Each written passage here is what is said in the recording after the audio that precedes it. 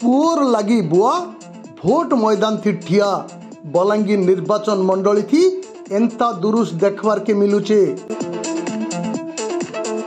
तालू फटा खरा के खातिर नहीं कि निजर बयस के भी निघा नहीं पुअर आसन पक्का करबार लगी बुआ मानकर घोट घुमर कसरत बलांगीर निर्वाचन मंडली के सरगरम करी पकाउचे।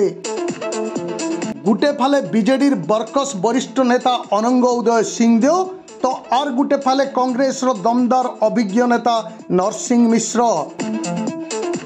अनंग उदयंकर पुओ कलिकेश नारायण सिंहदेव और नरसिंहंकर पुओ समरेंद्र मिश्र बलांगीर विधायक प्रार्थी होइछन।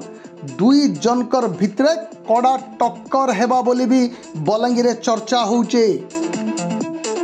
निजर पुओ मान को जिताबार लगी दुही वरिष्ठ वयोज्येष्ठ नेता लागी पड़ीछन भोट मैदान थी। नरसिंह मिश्र निजर पुओर भोट प्रचार थी बाहरी निजर आडू भी भोटर मान को प्रतिश्रुति दौचन। अनंग उदय सिंहदेव भी निजर पुओर संगे शामिल ही प्रचार मैदान के उतरुचन। बीजेडी सांसद प्रार्थी संगे निजर पुओर लगी लोकंकर समर्थन साटुचन।